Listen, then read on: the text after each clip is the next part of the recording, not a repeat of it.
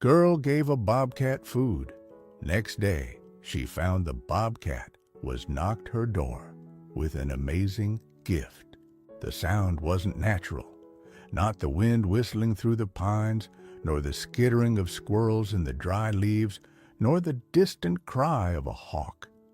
It was a frantic, insistent scratching and thumping against the thick oak door of her remote mountain cabin, a sound that immediately set Ilara's heart pounding and sent Max, her aging but still formidable German shepherd, into a frenzy of deep-chested barks. 60-year-old Ilara, a widow for 5 years, now lived a life deliberately pared down to essentials, embracing the solitude of the high peaks. But that solitude always carried an undercurrent of necessary caution. Strange noises demanded investigation, not dismissal. Gripping the heavy iron poker she kept near the hearth, she peered through the peephole, Max growling protectively at her side. What she saw made her breath catch. Not a hiker, not a bear, but a bobcat, lean, tawny, and wild, was perched nervously on her porch steps. Its tufted ears swiveled, its yellow eyes wide with an almost unnatural awareness. But it wasn't the cat itself that caused the shock. It was the object lying near its paws, a dirty, battered leather satchel looking utterly incongruous against the rustic wood of the porch. Before Ilara could fully process the bizarre tableau, the bobcat darted away, melting silently back into the dense forest bordering her property. What on earth was going on?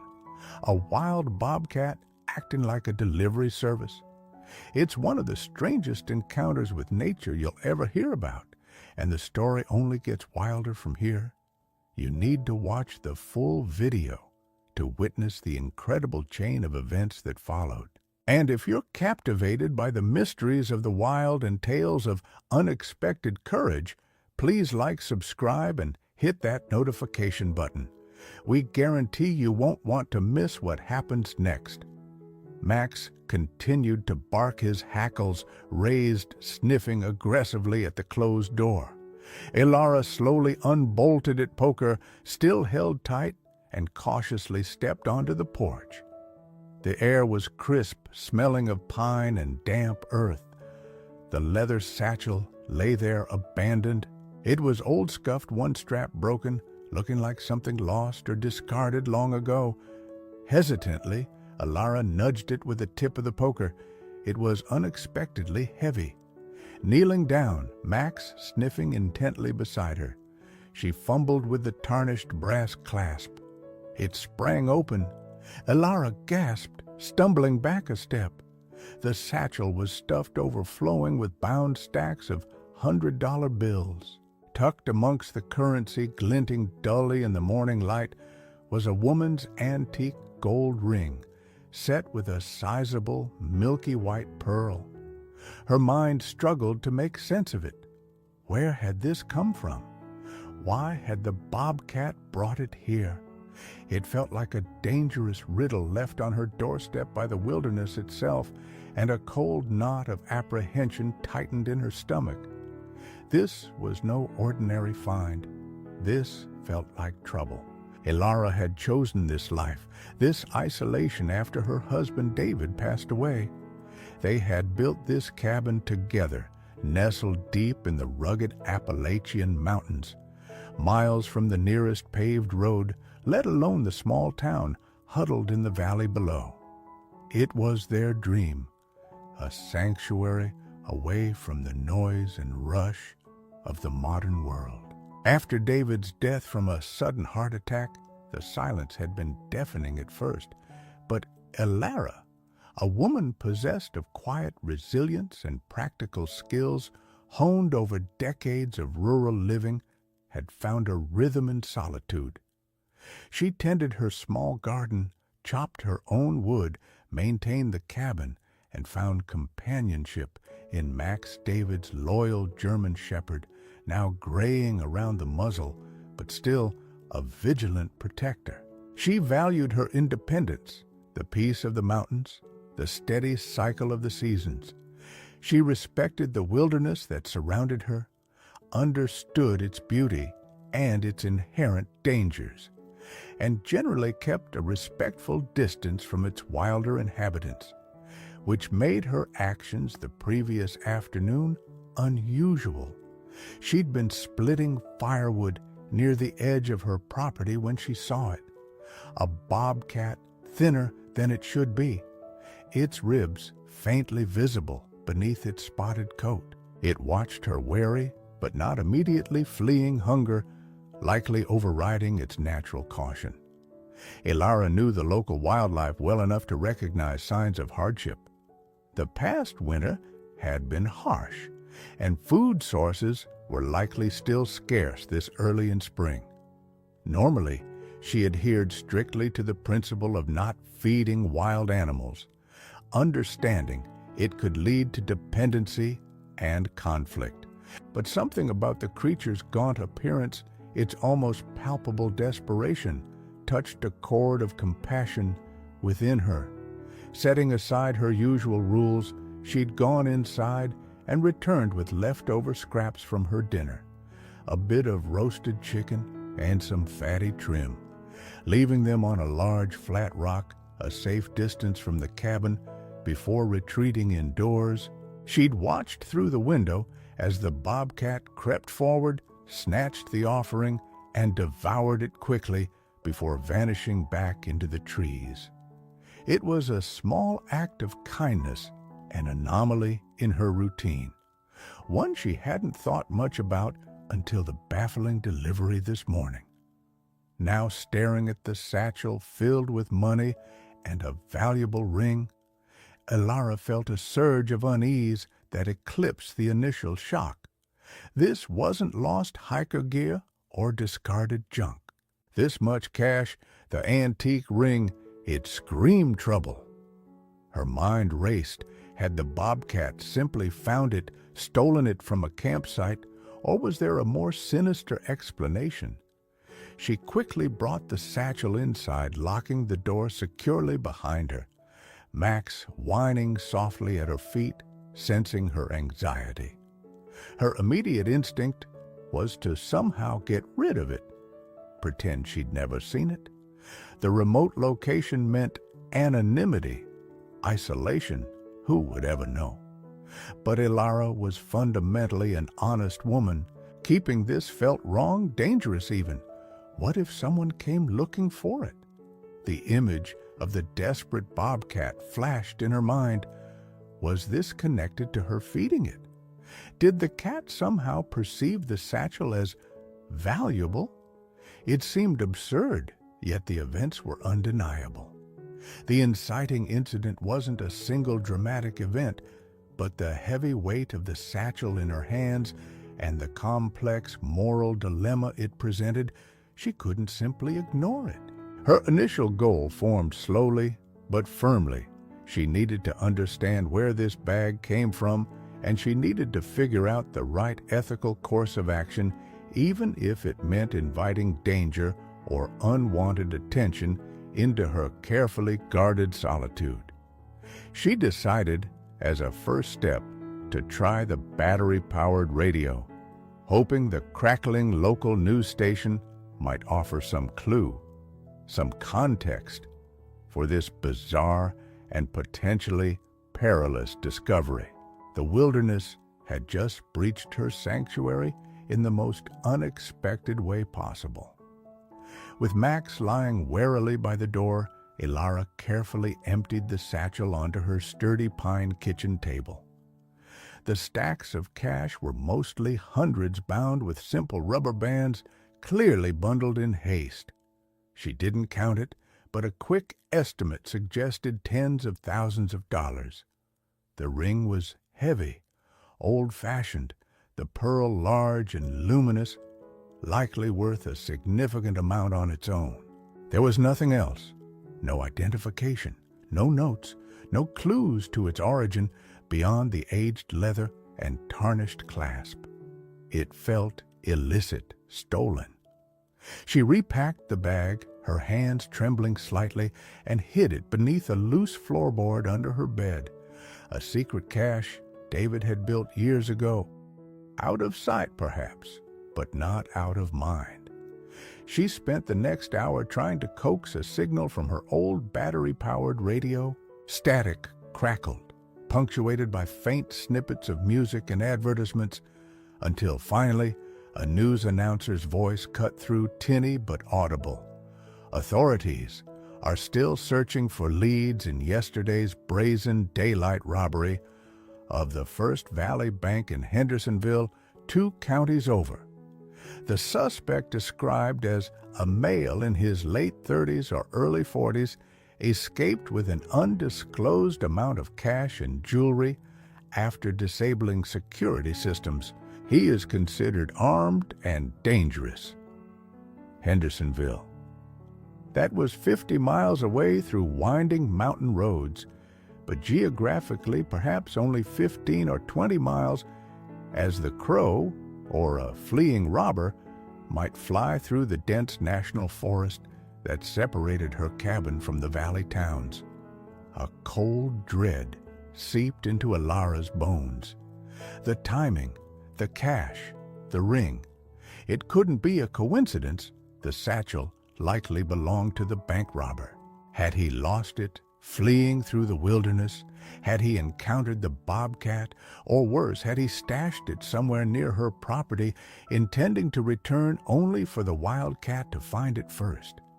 Fear, sharp and unfamiliar, pricked at Alara's composure. Her isolation, usually a comfort, now felt like a vulnerability. The nearest neighbor was miles away. Cell service was non-existent this high up, and her landline had been unreliable for years, often failing after storms. She checked it now. Dead silence. She was truly alone, potentially, with a dangerous criminal's stolen loot hidden under her floorboards. She spent the rest of the day on high alert. Every creak of the cabin, every snap of a twig outside sent her heart racing. Max paced nervously occasionally, letting out low growls directed at the surrounding woods. Alara reinforced the door bar, checked the latches on the heavy wooden shutters, and kept David's old hunting rifle, cleaned and loaded, within easy reach, though the thought of using it terrified her. She considered hiking out, trying to reach the ranger station 10 miles down the mountain, but the sky was darkening, spitting rain, and the trail would be treacherous, impassable after dark. She was trapped waiting. Late afternoon brought the confrontation she dreaded. A man emerged from the tree line, walking directly towards her cabin. He wasn't dressed for hiking. His clothes were dark, torn, and muddy, his face scratched and bruised, his eyes darting nervously. He was breathing heavily, clearly exhausted, but his gaze held a desperate, menacing intensity. He stopped 20 feet from the porch, noticing Max's immediate ferocious barking from behind the closed door. "Hey, old woman," he yelled, his voice hoarse. "I lost something around here, a leather bag. You seen it?" Alara stood behind the locked door, peering through the peephole rifle, leaning against the wall beside her.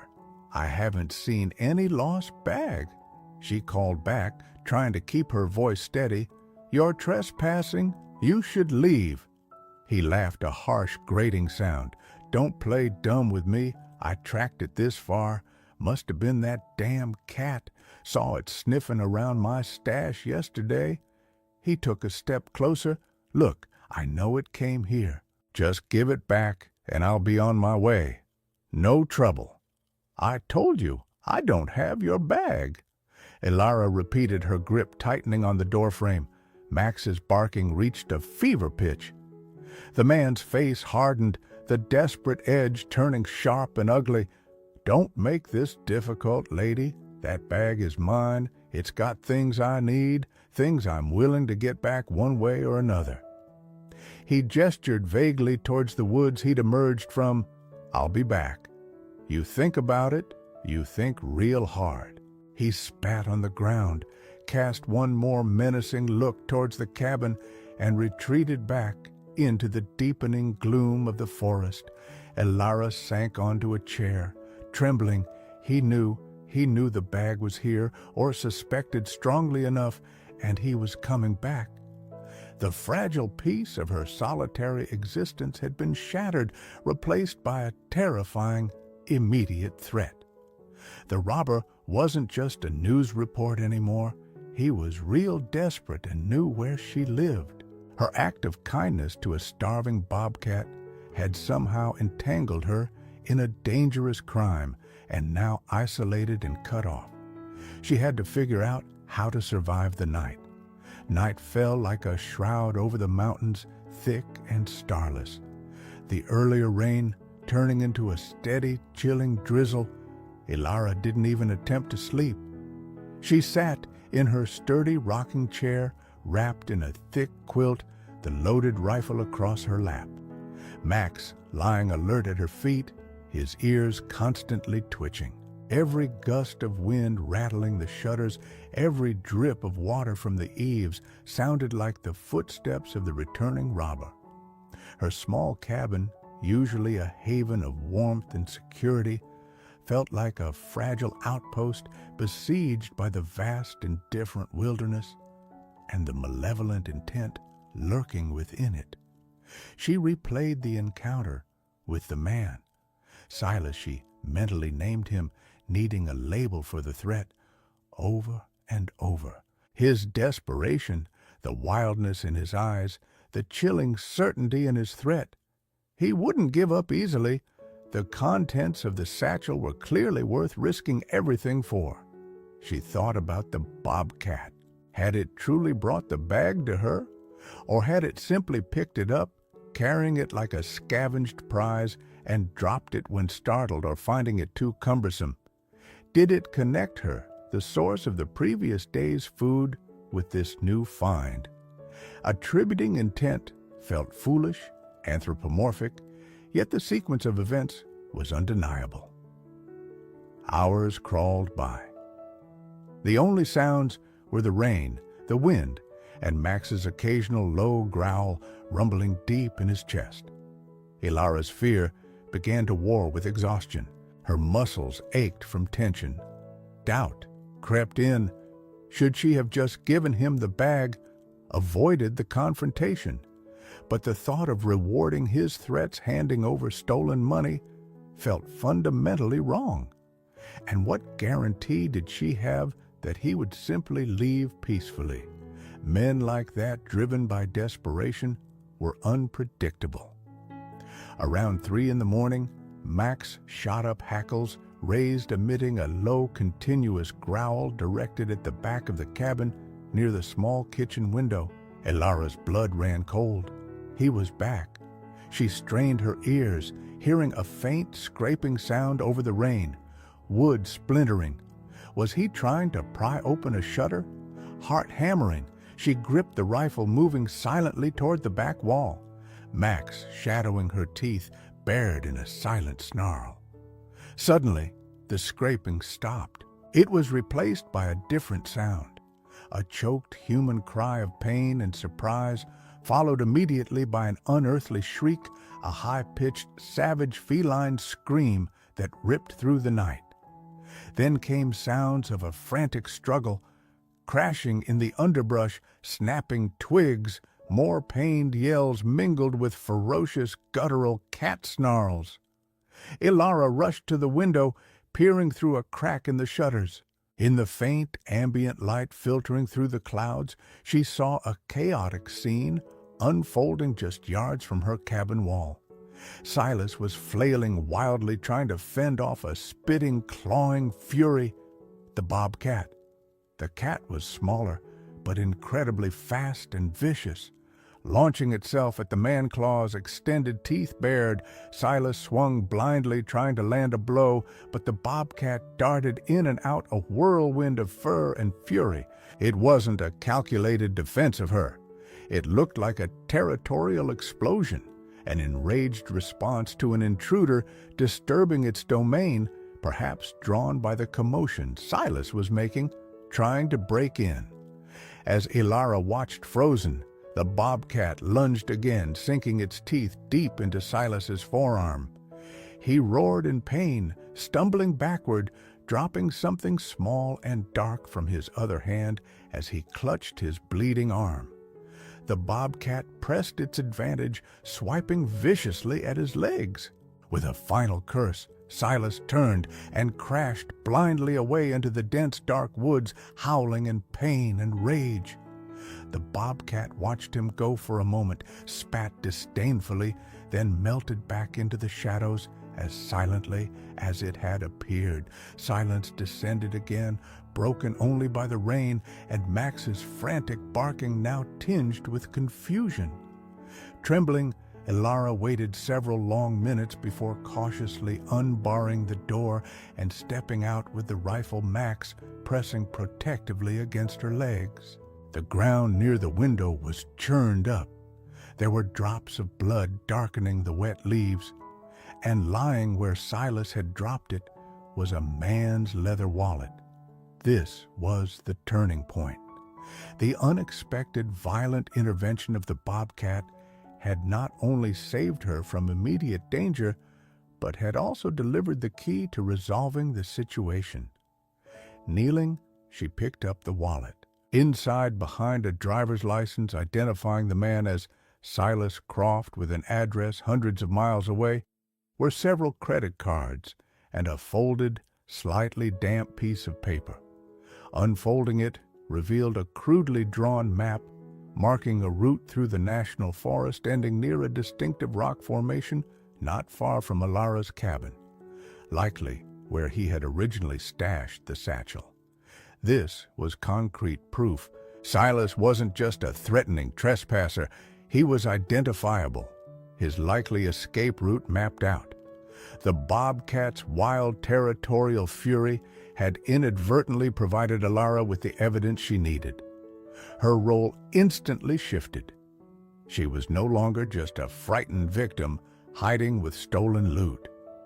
She was a witness holding proof with a clear imperative to get this information to the authorities. The point of no return wasn't just Silas knowing about her, it was her now holding the key to his capture. Fear remained, but now it was overlaid with grim determination. She had to get out, had to report this before Silas Croft, wounded and perhaps even more dangerous, decided to come back for his wallet.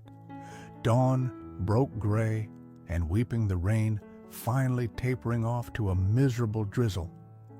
Ilara hadn't slept, her adrenaline surge replaced by bone-deep exhaustion and a renewed sense of urgency. Silas Croft was out there injured, likely furious, and possibly circling back. The crudely drawn map in his wallet confirmed her suspicion he had stashed the bank loot near her property, probably choosing the remote location, believing it safe until the heat died down.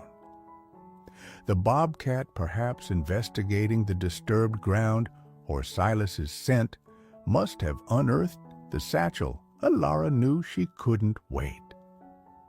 The dead landline confirmed her isolation. Her only option was the 10-mile hike down the mountain to the nearest ranger station, a strenuous trek even in good weather. Now, with the trails slick and muddy from the rain and the potential threat of Silas lurking nearby, it felt downright perilous. But staying put felt even more dangerous. She had the satchel and, more importantly, Silas Croft's wallet with his ID and map. This evidence needed to reach the authorities. She spent the first hour of daylight preparing. She packed a small waterproof backpack with essentials: water, high-energy food, a first aid kit, a compass, and David's old handheld emergency radio, hoping she might pick up a signal closer to the valley. She wrapped the satchel and the wallet securely in plastic bags and tucked them deep inside the pack. She loaded the rifle, checking the mechanism twice, although the thought of actually firing it at another human being made her stomach churn. Max seemed to sense the shift in atmosphere, staying close, whining softly, his usual morning energy replaced by watchful anxiety. Before leaving, Alara did one last thing. She took the remaining meat scraps from her stores and left them on the flat rock where she'd first fed the bobcat. It felt like a necessary gesture, an acknowledgement of the wild creature's terrifying, but ultimately saving intervention. She didn't understand its motives, likely never would, but she felt a strange, unsettling connection to it. Now, stepping outside, the air was cold and heavy with moisture. The forest floor was sodden, swallowing the sound of her footsteps. Max took point, nose down, sniffing the trail ahead, occasionally stopping to glance back at her, ensuring she was close. The hike was brutal. Steep inclines were slick with mud, requiring her to use roots and branches to haul herself up. Downhill sections were treacherous, threatening to send her skidding. Several times she had to navigate around fallen trees brought down by previous storms. The forest felt unnervingly quiet, the usual birdsong muted by the damp, heavy air. Every shadow seemed to hold a threat. Every rustle of leaves made her jump. Was Silas watching? Was he following her, nursing his injured arm, waiting for an opportunity? She pushed onward, driven by adrenaline and determination, trying to ignore the burning in her lungs and the ache in her 60-year-old knees. Max proved invaluable, his presence a comfort, his keen senses alerting her to deer crashing through the underbrush or squirrels chattering nearby, distinguishing normal forest sounds from potential threats. Hours passed. She stopped only briefly to drink water and share a piece of dried fruit with Max, constantly scanning her surroundings. Around midday, descending into a ravine where a small creek rushed swollen with rainwater, Alara tried the emergency radio static. She kept walking, trying again every half hour, her hope dwindling with each failed attempt. The isolation pressed in on her. What if she didn't make it? What if Silas found her out here, exposed and exhausted? The dark thoughts circled a mental drain, compounding her physical fatigue. This was her dark night of the soul, played out under a dreary, dripping sky in the middle of a vast wilderness. She was utterly alone, reliant only on herself, her aging dog, and a courage she hadn't known she possessed. Doubt whispered, "Turn back.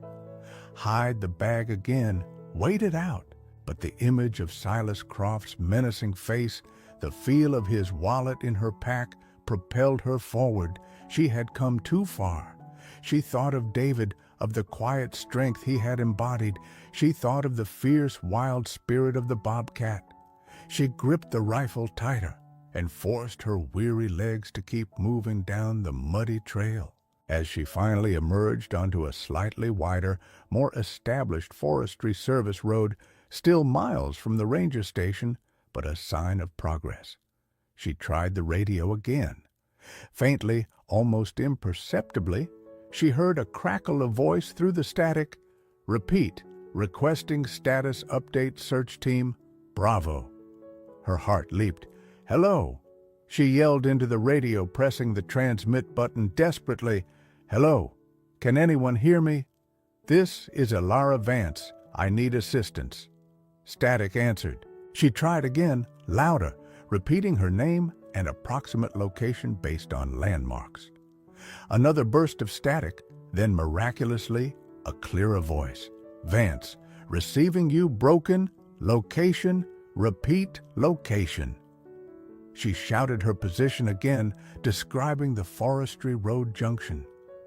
The voice confirmed reception, garbled words about coordinating, advising her to stay put if possible. Help was potentially on the way. Relief washed over her, so potent it almost buckled her knees. But glancing back up the trail she just descended, a flicker of movement caught her eye. A dark shape partially obscured by the trees, moving deliberately heading her way. Was it Silas? Or just her frayed nerves playing tricks?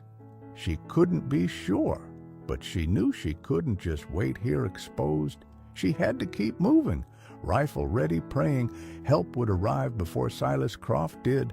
The final confrontation felt terrifyingly close. Ilara didn't wait.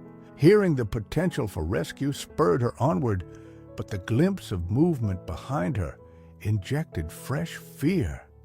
She half walked, half jogged down the forestry road, urging Max ahead, her eyes constantly scanning the dense woods flanking the track. The radio remained stubbornly silent now. Had they heard her? Were they coming? Or had the brief contact been a fluke of atmosphere? Rounding a sharp bend, she saw him. Silas Croft stood 20 yards ahead, blocking the road. He looked worse than before, his face paler, drawn with pain, his left arm held stiffly against his body, wrapped crudely in torn fabric, stained dark with blood. His eyes, however, burned with a desperate feral light. He held a hunting knife in his good hand, its blade gleaming dully in the overcast light. "Going somewhere, old woman," he rasped, his voice strained. "Thought you could just walk away. Give me the wallet and the bag." Ilara raised the rifle, her hand surprisingly steady, despite the terror pounding in her chest. "Get out of my way, Croft. The police know they're coming." She wasn't sure if it was true, but she prayed it sounded convincing. Silas laughed a ragged, painful sound. "Police out here! Don't be stupid! It's just you, me, and the damn dog!" He took a menacing step forward. Max instantly positioned himself between Ilara and Silas, emitting a low, rumbling growl that vibrated through the damp air. His teeth bared. "Don't come any closer." Ilara warned, her finger tightening on the trigger guard. She didn't want to shoot, but she wouldn't let him get near her or Max. Suddenly, from the dense woods to their left, came a sound that made both Ilara and Silas freeze, the distinct, chilling snarl of a bobcat. It wasn't visible, hidden somewhere in the thick undergrowth, but its presence was unmistakable, an unseen wild card. In the tense standoff, Silas's eyes darted nervously towards the sound, the memory of the previous night's attack, clearly fresh and terrifying. That moment of distraction was all Max needed. He lunged not directly at Silas, but at his legs, a blur of protective fury snapping and snarling. Silas stumbled backward with a yell, trying to fend off the dog with his knife, while keeping a wary eye on the woods where the bobcat had snarled. It was then that Ilara heard it, the distant but growing sound of sirens echoing strangely in the mountain air. Louder now, unmistakable police cruisers bumping and maneuvering slowly up the rough forestry road. Silas heard it too. Panic flashed across his face, replacing the menace. He looked from Ilara and the advancing dog to the woods, where the bobcat lurked, to the approaching sirens. Trapped with a final curse, he turned to plunge back into the forest, likely hoping to lose himself in the wilderness again. But two uniformed state troopers, alerted by the radio call and possibly tracking Silas independently based on the bank robbery investigation, emerged around the bend, weapons drawn. "Freeze, police," they commanded. Silas hesitated for only a second before being tackled and subdued, the knife clattering harmlessly onto the muddy road. The confrontation was over, decided not just by human intervention, but by the protective fury of a loyal dog and the terrifying unseen presence of a wild bobcat. Ilara lowered the rifle, her body trembling with reaction. Max, sensing the immediate threat was neutralized, ceased his attack, but stood stiffly still, growling low at the subdued Silas Croft. The troopers secured Silas, noting his bleeding arm and the wallet peeking from Ilara's backpack with professional interest. Ilara, leaning heavily against a tree for support, quickly explained the situation. The satchel delivered by the Bobcat, Silas's threats the attack during the night, the wallet her hike for help. She surrendered the satchel and Silas's wallet. A quick check confirmed the contents matched reports from the Hendersonville bank robbery, and the ID in the wallet definitively identified Silas Croft, a known fugitive with warrants in multiple states. Ilara's testimony, combined with the physical evidence and Silas's injuries consistent with an animal attack, painted a clear picture. Back at the ranger station, after being checked over by paramedics, Ilara gave a full statement. The officers were initially incredulous about the Bobcat's role, but couldn't deny the evidence or Ilara's calm certainty. Silas Croft, sullen and refusing medical attention for his arm, initially was formally charged and transported to face justice. The recovered money and ring would be returned to the bank. News of the capture and the bizarre circumstances involving Ilara, Max, and the Bobcat made brief headlines in the valley town. Painting Ilara as a tough, resourceful mountain woman, she politely declined interviews, wanting only to return to the peace of her cabin. The authorities offered her gratitude and confirmed she was eligible for a substantial reward from the bank's insurance, which after some deliberation she accepted, planning to use it for much-needed cabin repairs and perhaps a better emergency communication system. Life for Ilara settled back into its quiet rhythm. Yet something had shifted. The encounter had reminded her of her own resilience, but also of the thin veil between her solitary existence and the unpredictable dangers of the world beyond her mountain. She felt a new, profound respect for Max's unwavering loyalty, and the Bobcat, it remained a mystery. She never saw it clearly again, though sometimes when Max would perk his ears and stare intently into the woods, Ilara would follow his gaze, wondering if the wild creature was out there. She continued to leave occasional scraps on the flat rock, not out of obligation, but as a quiet acknowledgement of the strange, savage, and inexplicable intervention that had likely saved her life. The wilderness remained wild, its motives unknowable, but Ilara now felt a deeper, more complex connection to the untamed world just beyond her doorstep